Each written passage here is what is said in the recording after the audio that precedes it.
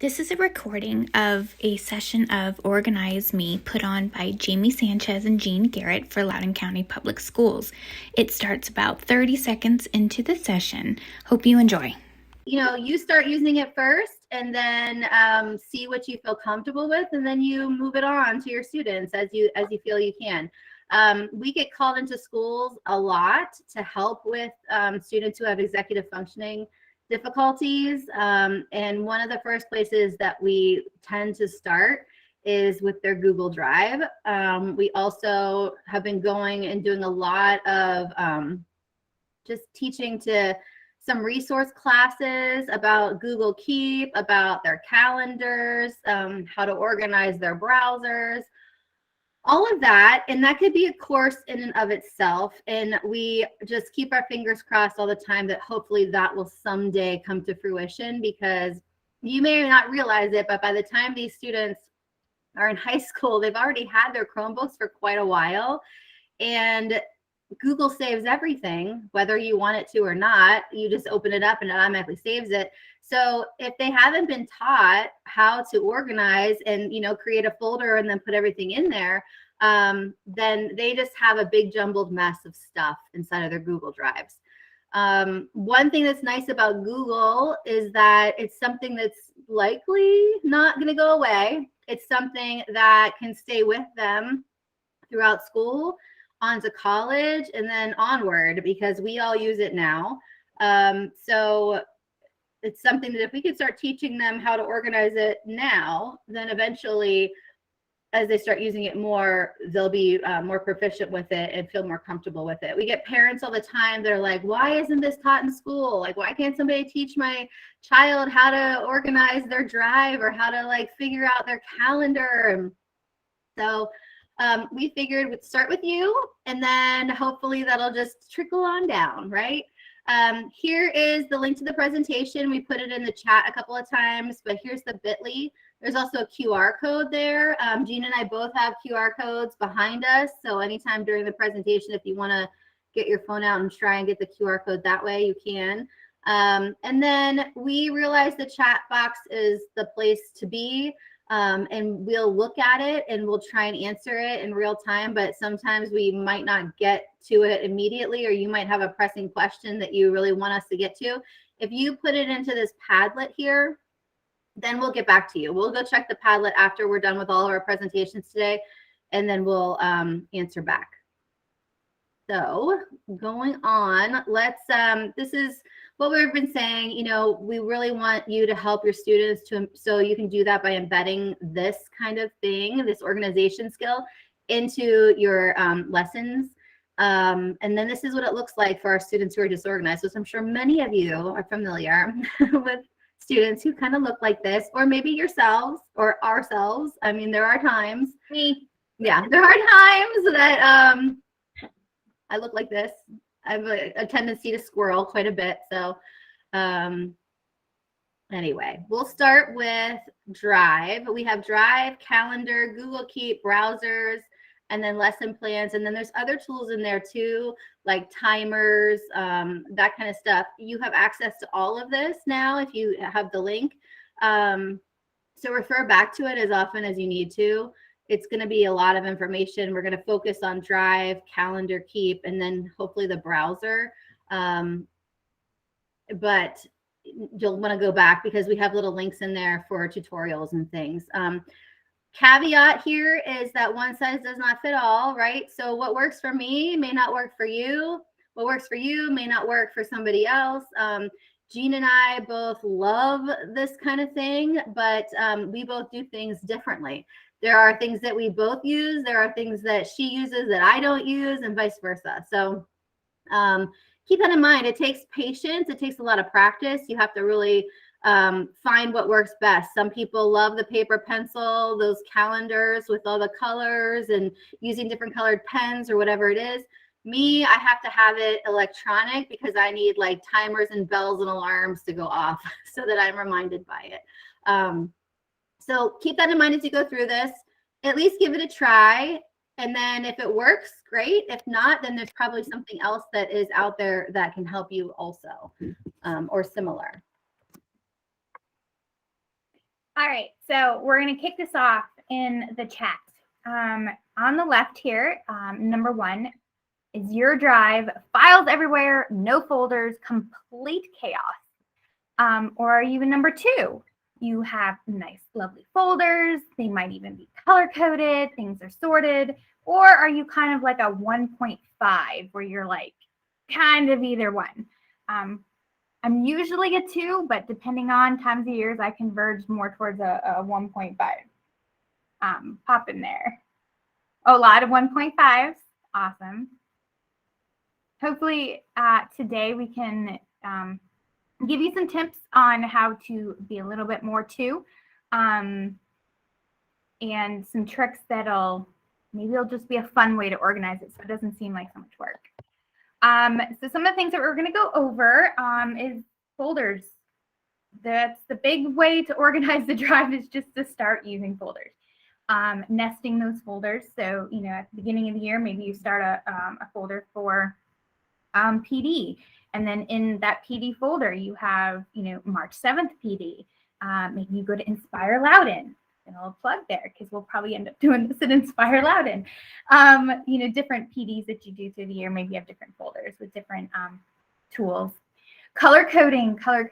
I love color coding because I love to play with the different colors.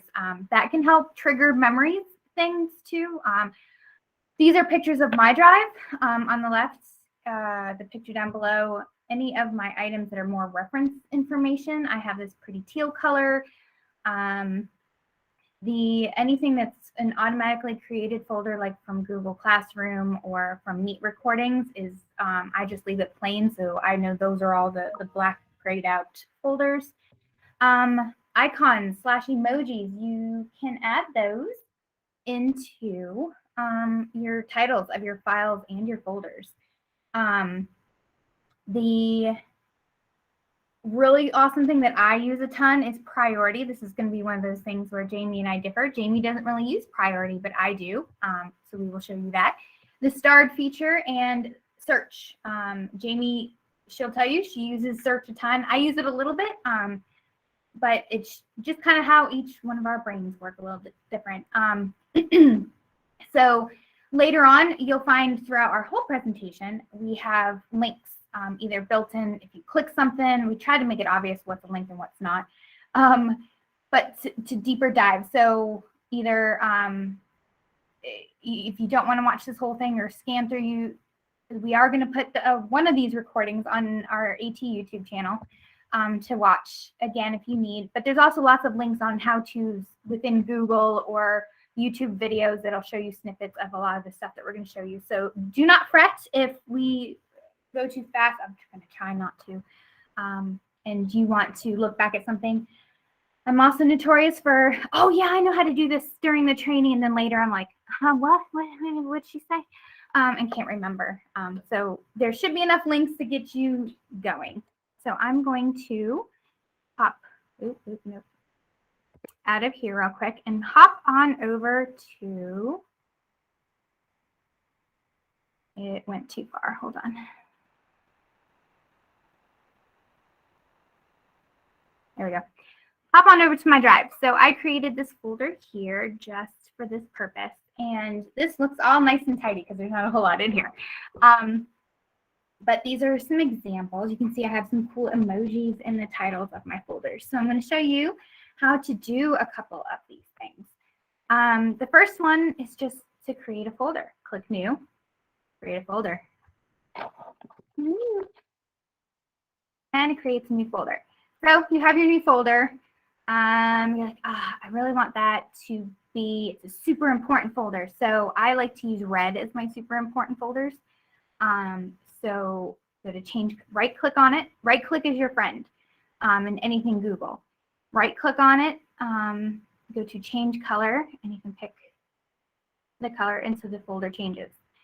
I just went for a second. The other thing you can do is add these emojis. Emojis are also great for students who maybe they can't use search very well because their spelling is horrendous and they might remember the name of something, but they like, I don't know how to spell that. Emojis help. So if you have the emoji, you can even search by the emoji.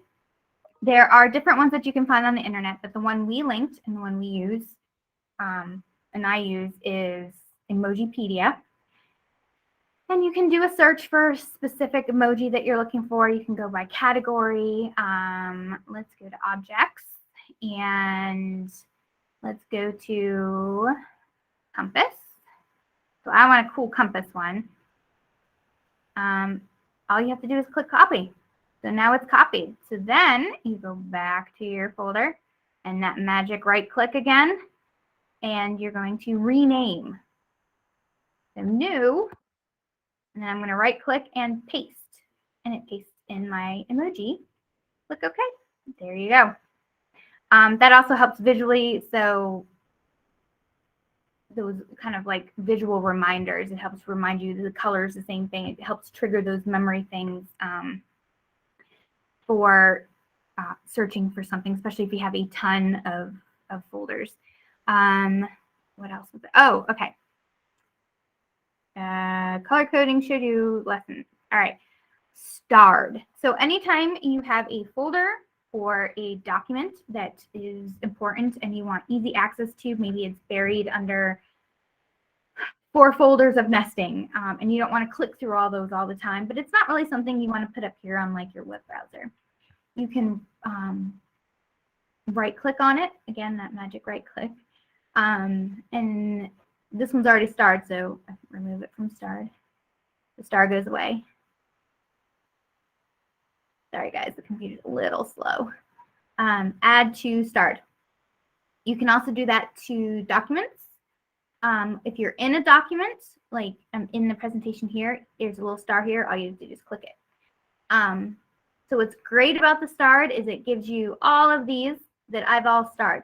However, there's no organization to it. So I at one point had probably like hundreds of starred things. And so it lost its helpfulness because I could only sort by like when it was last modified. So I just recently cleaned it up, so it's not too terribly bad. But I tend to use personally this thing called priority. And we'll give you a minute to dive into your drive in a second. So when you go into drive, it will it'll be at the top. Says priority. Yours will probably be empty. It may have this row at the top. And what that row at the top is just things that you've recently been in. So you can see here that I haven't been in them, but it recently sent me the recording from our last session and the attendance from our last session.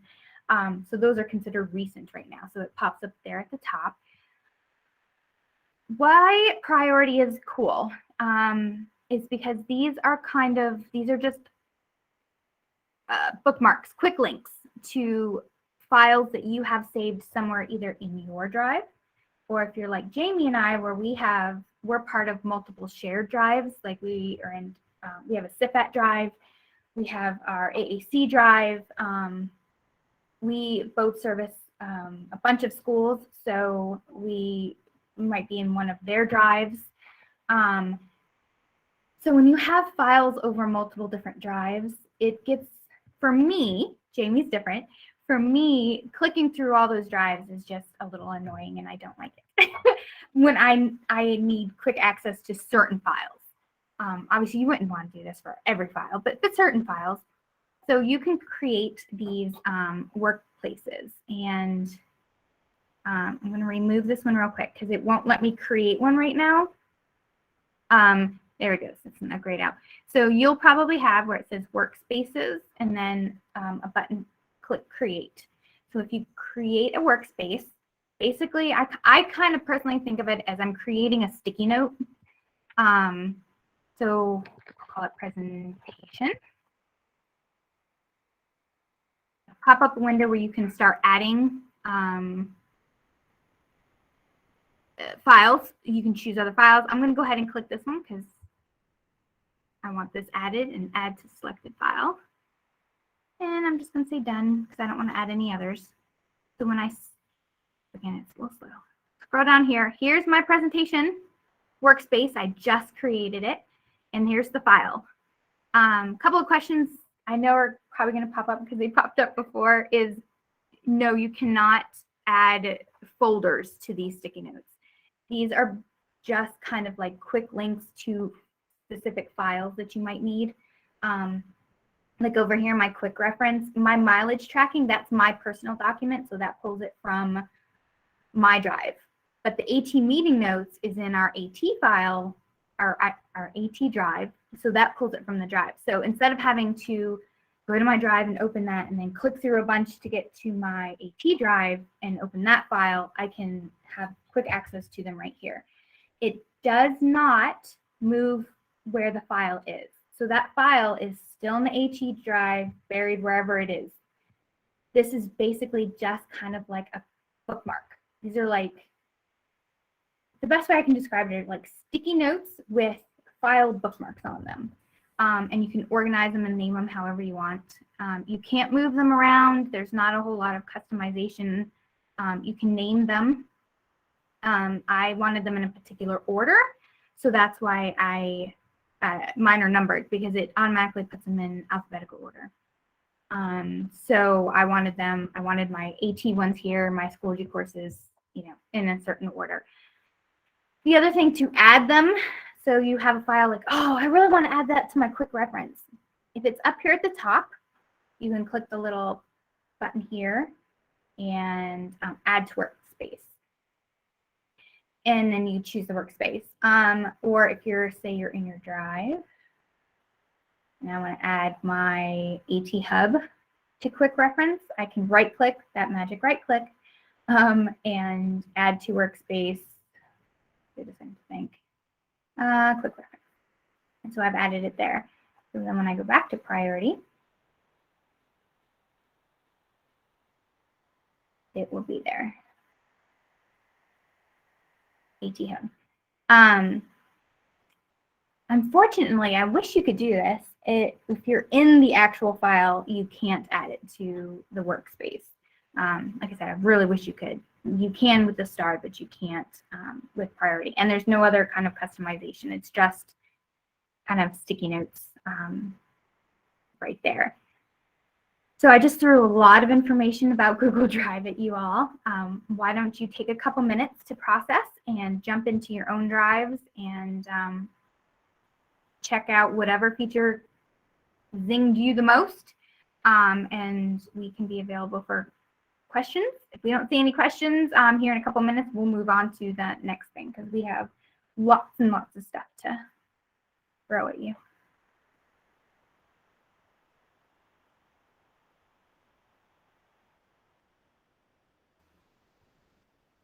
And just to reiterate once again, what we're showing you, we're just showing you so that you know that it exists and that you can try it. No one's saying you have to do it or this is the only one way. We're just showing you what works for us and for many of those that we work with. Like Jean said, I don't use the priority as much. I tried, but it was like one more thing for me to try and organize. I'd rather just go directly the path of where I know that file is, just because for the way my brain works, I just like it like that. When it's this, and when I have to do priority, then it's I felt to me like I was like making another copy, which I wasn't. It was just making a link to it, but it was just another thing to manage. Alexandra, we say that all the time.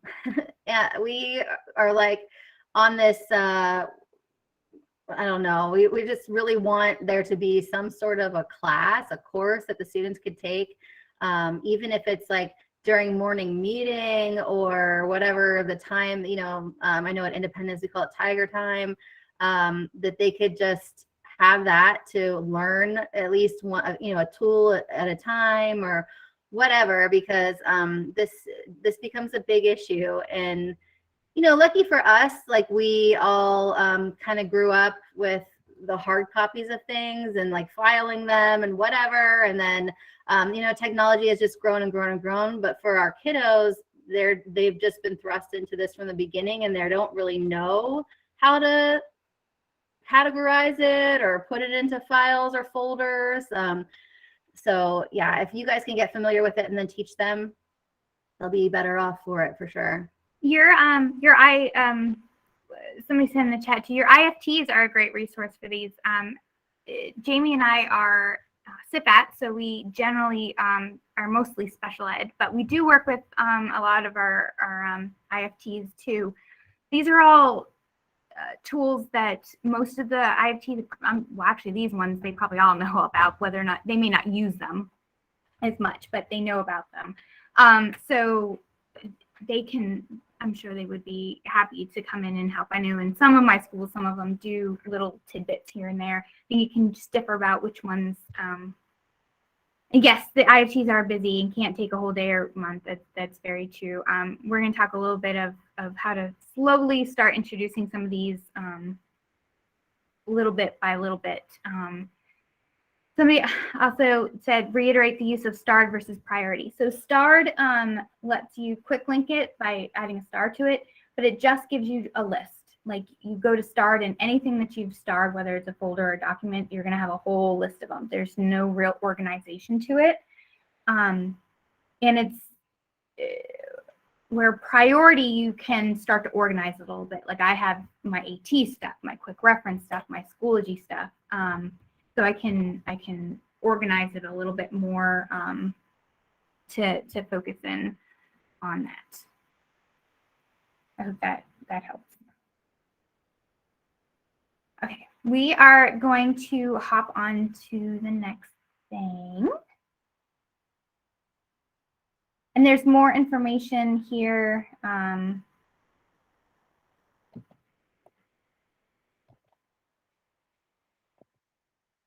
We will come back to calendar.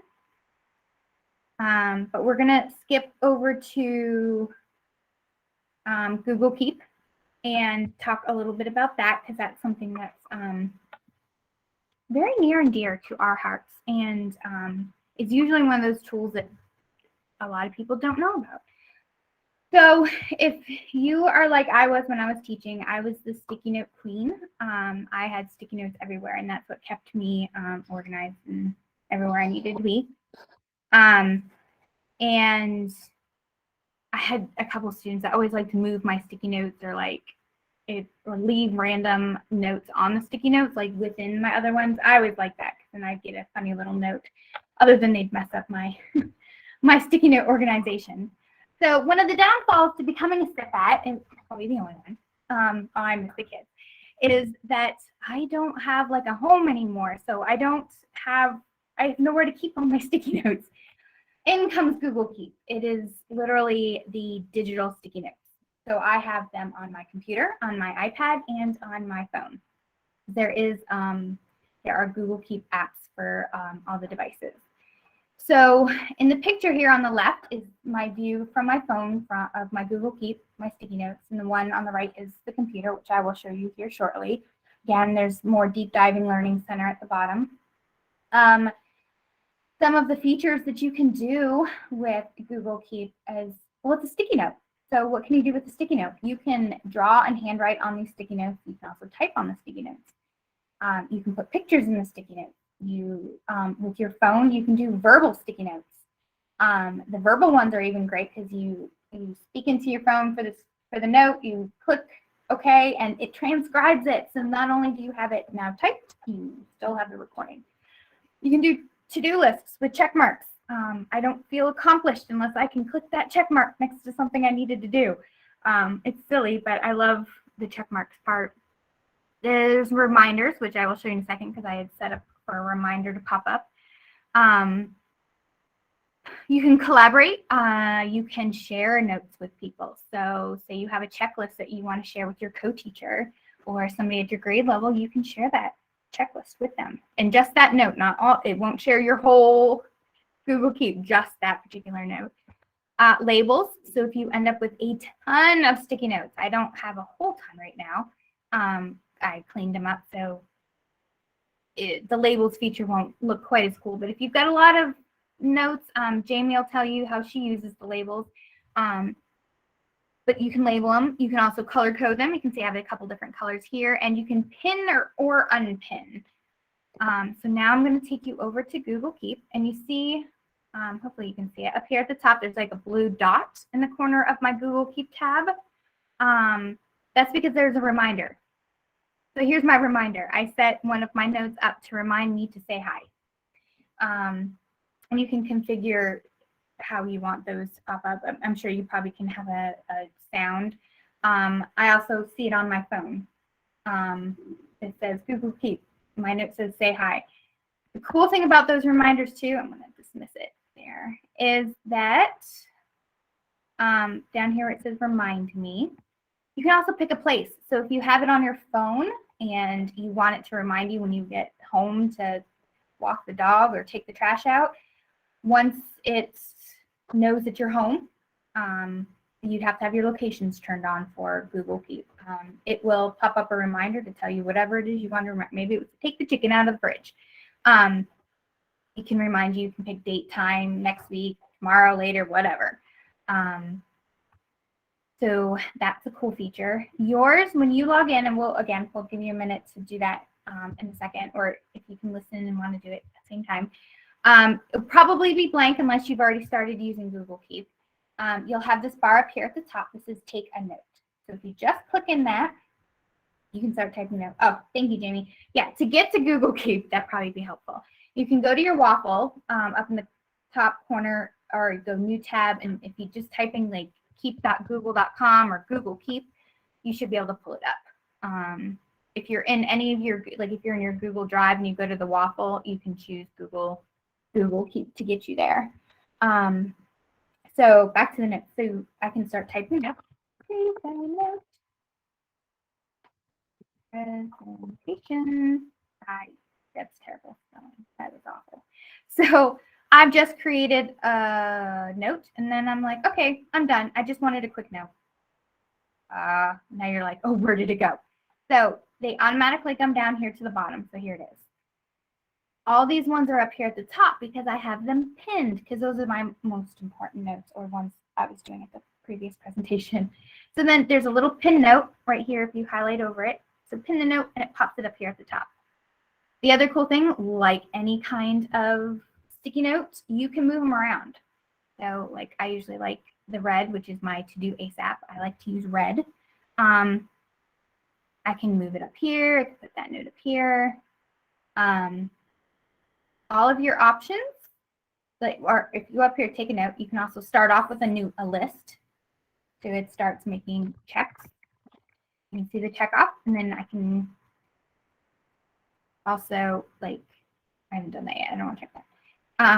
You can put a little check mark next to it, take a note. I took a note, and see it crossed it off down here.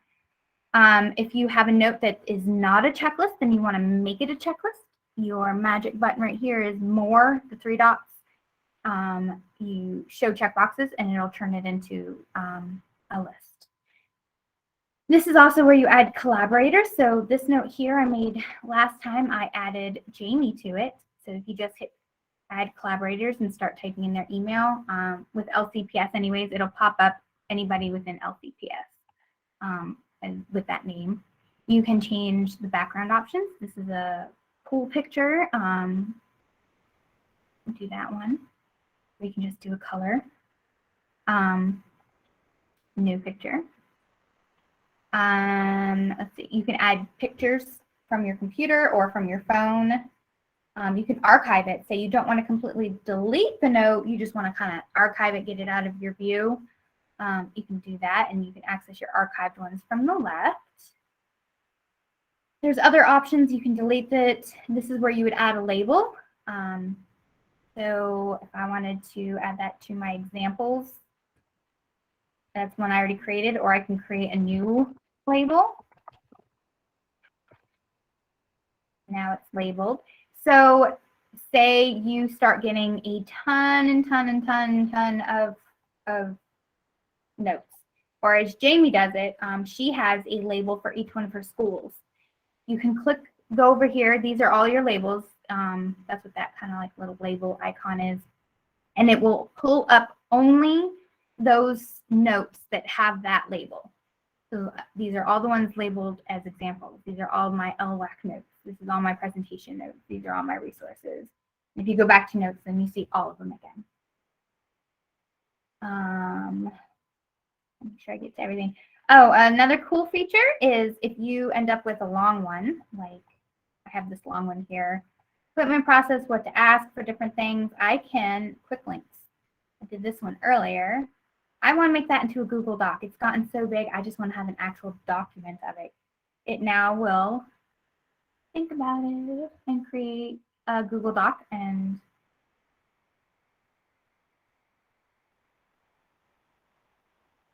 there's my Google Doc. Then another cool feature that comes with the phone when you like take a picture. So I took a picture here of my screen at one point, and as a note, and then I verbally put a verbal note on there. So this part right here is what it transcribed from my verbal note, which if you scroll down, there's play. That's my recording. It will also pull words from a picture. So whether you write a handwritten note and then take a picture of it and want it then transcribed into text, as long as the handwriting is not too terribly bad, it can do that. This does look like a hot mess. This is a terrible example. I probably should do a new one.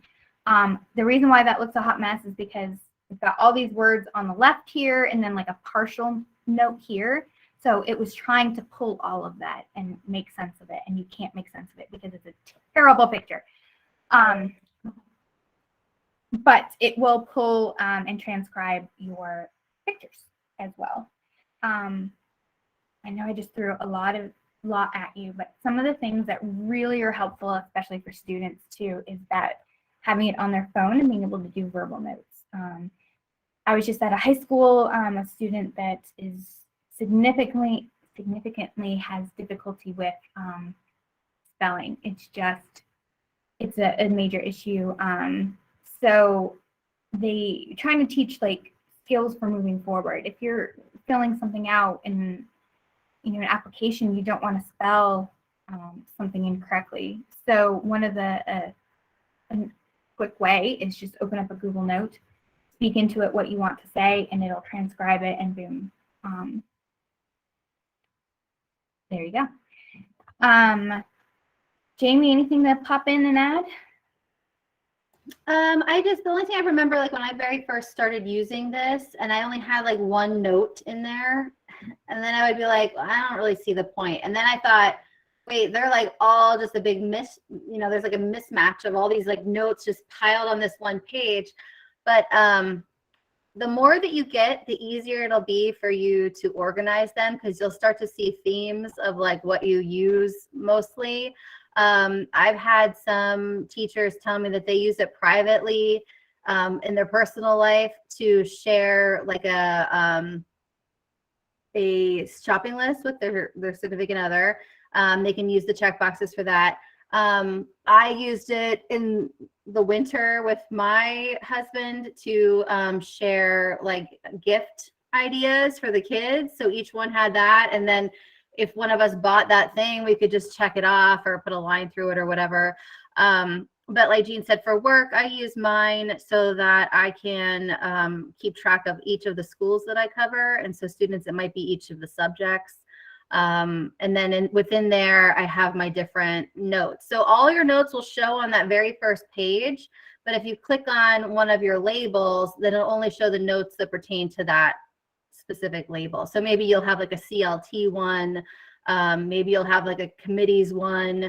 Maybe you'd have, whatever the subject area is. What also is really, really great about this is you can put links. So unlike our paper written sticky notes, and then we'd have to like type that link in, all you have to do is click on it and it takes you right to it. So for students who might be using this to collaborate on some kind of a work project, they can have their links in there. They can, collaborate with one another. Or if you have a syllabus for your course at the beginning of the year, they could save the link here instead of like maybe losing that paper printout.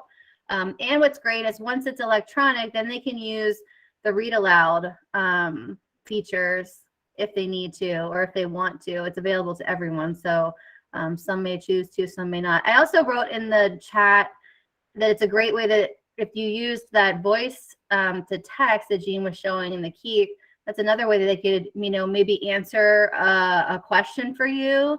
And then you can just listen to it. Or maybe you wanted to check their reading fluency for some of the younger ones. They could record themselves, reading something, and then you'll have like a recording of that. You can do that in Google Docs too, but this is just another thing that made me think of that. As Jean was showing too, you can use it for writing. So she was writing on one of those, and it just saves it. Yeah, so like if you do, like I have an Apple Pencil with my iPad, so I can open up a note and just kind of jot down some notes with the Apple Pencil instead of, because I don't like getting my phone out and typing notes if I'm meeting with somebody, but something like that, like, and if I don't have my paper pencil with me, I can jot a quick note that way. We were talking about saving the links. There's a really cool shortcut way of adding links like I did here. So what you would do is when you start setting up your Google Keep, if you go to the web store and you type in search the store for Google Keep, this is just an extension. So you would click it, and mine says, because I already have it, yours would say add. So if you add the Google Keep Chrome extension, what will happen is if you are, say you're at a website or you're in this presentation here, and you're like, oh, I really want to save this to read later. Where can I save it? I want to save this as sticky note to my Google Keep. What you would do is it's up here on your extensions. If it didn't pop up here, if you click the little dark puzzle piece extension, it'll show it here. Mine's pinned, so that's why it's there. But you would click it, and it automatically has now created a sticky note in your Google Keep with that link to this presentation or whatever website you're on. Say you found a great video for later, or some research for a project. And then you can add either a title or a note. So I already saved this one, so that's why it popped up to check out later. And then it automatically saved it. So then when I go into my Google Keep later, I'm like, oh, where's that presentation? I pinned it. Normally it would be down below here, but here it is. So there's my note. So you would just need to have that Google Keep extension, and it makes it super easy to save websites real quick to your Keep to use later. Or say the students are working on a presentation and they want, save those research. It's like a really quick, easy way to bookmark things, especially if it's something maybe you don't want forever, so you don't want it up in your toolbar up here. So later when I'm done with that project and I don't need that link anymore, I can just click and delete note. It's gone.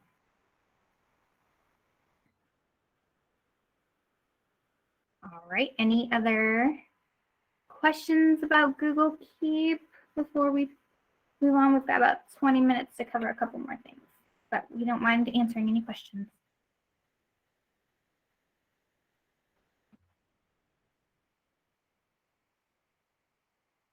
To add the extension, you would go to, like, create a new tab. You want to go to that apps waffle up on the left here and go to Web Store. You can probably also type in just the search bar, like Chrome Web Store. And then you would type in, I think if you type Keep, it might come up. Let's see. Yeah. Now it's possible it popped up right away because I've been doing it all morning. But if you type in Keep or Google Keep, it should come up, your Chrome extension. I believe it is approved for students because Google Keep, it's something that they get as well. So yeah, we always have to be a little cautious when we say that, because just like Read Write for Google Chrome is available for everyone, but it doesn't mean that they all have it automatically installed all the time. We found that out. So you just have to try it and see. We have also run into situations where it was allowed for a while and then they've stopped it. I don't think this would be one of them because this is Google Keep and all that. It's part of our Google EDU that we pay for. And so it's been through all those safety precautions, so it should be good to go. This extension is from Google. It's not like a third-party extension, so this one should be pretty safe.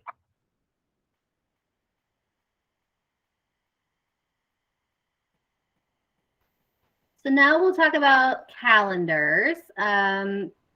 We probably all are using Outlook for work. Maybe you go in through Google to access your work email. It seems like there's just email everywhere and in multiple places. And so this is, I put a little link here at the top on the right-hand side for how to use Google Calendar for teachers. And then at the bottom, it's how to use the Google Classroom like calendars for students. So you can watch those if you want to learn a little bit more about it. But basically, it's similar to Keep, how you'll have your Google, you can have your LCPS account on your phone, and you can also have it as a web version on your a laptop. You can have a personal account. You can have a work account. You can share with multiple people your calendar.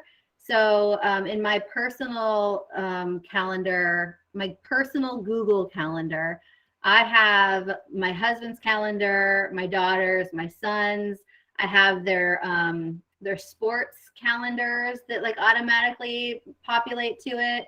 It got to be quite a nightmare though, because nothing stood out to me anymore because I had everything. I was trying to make it easier for myself and consolidate, but then nothing was standing out. So Jean and I talked about this the other day, like little brainstorming. I'm like, what do you do? Because I always want to know what other people are doing because maybe that's working better and if I want to try it. So what she said is that she uses her Outlook for her work email and leaves it alone. Where I was trying to push my personal email to my Outlook email to combine it all so that if I was trying to make an appointment, I'd know personal life versus work life. But it was just there's too many things and too many replications. So keep work with work, and then she keeps personal with personal, but then she combined her everything, her whole life, into the Apple calendar that's already on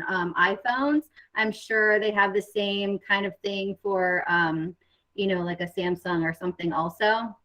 So that's what I did, and it has made my life way better because now I'm like, okay, I know for sure I have this to do. And if I'm calling to make a doctor's appointment or something, I open up the Apple calendar and I look to see like, okay, this is what I have for work this day. This is what I have like for personal life this day. I can do it at this time.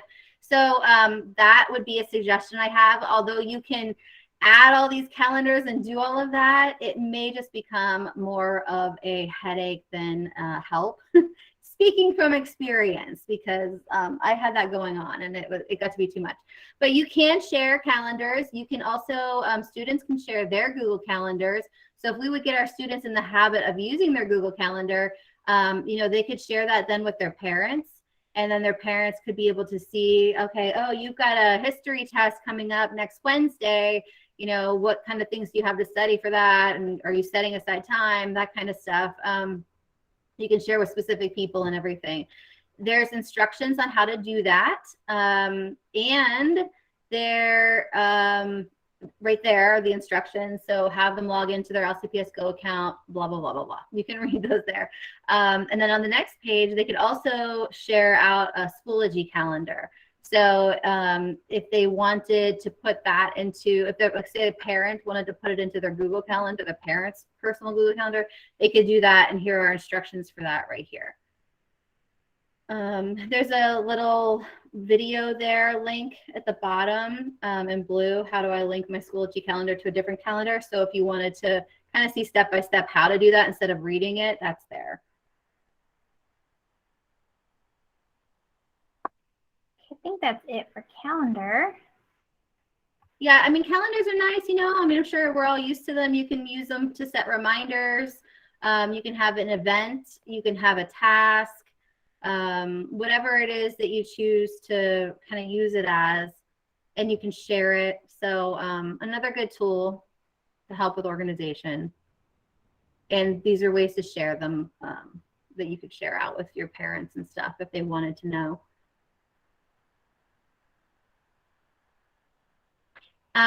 So then the browser is another area where we like to help when we get called in, because people will lose their bookmarks, or they're like, I have a sea of bookmarks personally that I've like just had over years and years. I've been collecting them.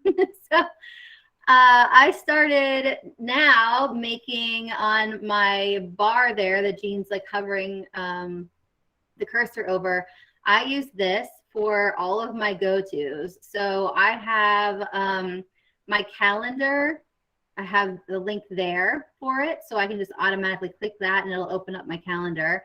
I have one for the inventories that we use for our job to keep track of all the different equipment and things. I have, I mean, you name it, you can add a link here. And then you can also have folders. So see how Jean has a resources folder, an AT schools folder, an AT folder, training. You can make folders and then have those different bookmarks within those folders. So that way, if you just had a big old list of bookmarks, it's hard to find what you need and what you want quickly. But if you organize it by folder and put it right here on your bookmarks bar, then that's easy enough to do. Jean, do you want to show how to do that? How to add them and change the picture? So one of the things that, of course, you only have so much room on that bookmark bar. And you can see I have a bunch on here.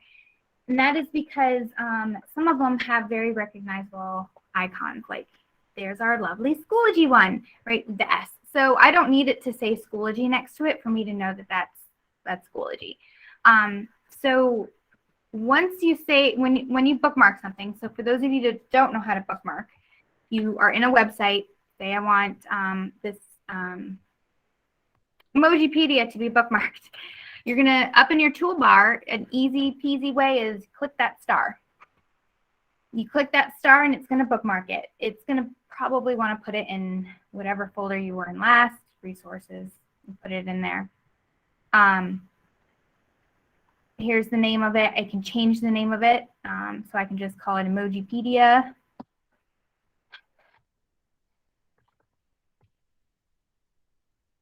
Done. So now if I go to resources down here at the bottom, Emojipedia. However, as you can see up here, I've got those icons. So to change the name or to shrink something down to just that icon, you're going to right click on the link. I'm going to go to my AT Meet here and I'm going to say edit. See up here under name, it says AT Meet. I'm just going to get rid of it. So it's blank. Normally things will like say, hey, no, you can't name this nothing. Well, you can for this. Then click save. And now that Meet is just the icon. It's just that little picture that these all have next to it. I do want it to say AT because I have two up there, so I want to make sure I know which one's which. But that's why I have my Schoology here, my Google Keep, and my Office Drive. I don't have anything next to it because if I right click on one of them and click edit, it doesn't have a title because I don't need it. It's just a picture. And that means I have more room for all of this. And these are all the things I access the most. Another cool thing that you can do with the browser, although we have been hearing that some people have an issue, it's not letting them do it. I don't know why some people can and some people can't. It might be a DES question. But when here's the directions right here. When I open up my Chrome, I open my computer for the day, I open up Google Chrome, I have four windows that pop up automatically as soon as I open. My LCPS Go, my mail, my Google Drive, and I have mine set up to have priority pop up first, and my Google Keep. So those four things, because those are the things that I use and look at every single day. I do have Google Keep bookmarked, but the rest of them I don't have bookmarked because I have it automatically open when I open my browser. These are the directions on how to add that to the startup. I will apologize if you do not have that option. Again, I'm not quite sure why some people seem to be able to and some people don't. It must be some kind of settings thing. Maybe it was something that changed. I know that, like I said, last group, there was a couple people that couldn't, and then a bunch of people that could. So I don't have the answers as to why. So if that is something that you're totally definitely interested in, and it's not letting you do it, I would recommend putting in a ticket or asking your DEF person for some help. They should be able to help you out with that. That's how I organize myself. Jayme will talk about, where is it? There it is. LCPS Go organization a little bit, because you can also organize that. Right. So Jean goes in, like she said, she opens up her browser and she has the browser automatically open LCPS Go, her mail, all those things. I go in through LCPS Go, and then I have LCPS Go auto launch things for me. So it just depends on how how you like it. Which one you go into. I bet it's probably 50-50 in this group. Some of us go in through LCPS Go, some of us just go in through our browser. But for me, if I go to LCPS Go as like my starting point, then it's like, I don't know, that kind of just like flips the switch that I'm at work, like here I am now. But what I was finding is that when I went to LCPS Go, I had so many apps that showed up on that front page that it was like very distracting. And I'm like, I don't even use like 90% of these things. So I ended up creating a folder, sometimes multiple folders in LCPS Go, and then dragging and dropping those things into those folders. And I named the folder something silly like stuff I don't use, or I don't know. But there's a video here if you want to watch how to do that. It's just me like step by step walking through how to kind of organize your LCPS Go page. And then this is just what it says. You can right click on the space and then you add folder, name your folder, and then drag and drop your apps into it. But you can also set it to do auto launch within that. If you go to, if we go to the next slide, Jean. This tells you how to set it so that the LCPS Go will automatically open apps. This is also great for students. Sometimes it's just one less thing that they have to worry about clicking on or clicking open or finding. You can go in there and you can set for them that as soon as they log into LCPS Go, it'll automatically open their Google Drive. It'll automatically open Schoology. It'll whatever it is that they're finding that they need frequently would be the way to go for that. And there's the directions on how to do that there.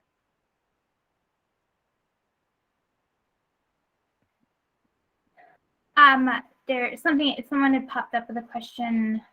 I think I answered in the chat. But about bookmarks, like if you get a new device, a refresh. One of the things I really recommend, and I was actually, is that you log into your Chrome browser with your account. So like you can see in the right-hand corner of my Chrome, like I'm right here because I'm logged into my Drive and stuff, my Google account. But up here at the top, my picture's there too because I'm actually logged into Chrome with my my account as well. So then what happens in sync is on. So what will happen is it doesn't matter if my computer crashes and they have to give me a new one tomorrow. I will still have everything just set up exactly how I have it because that sync is on.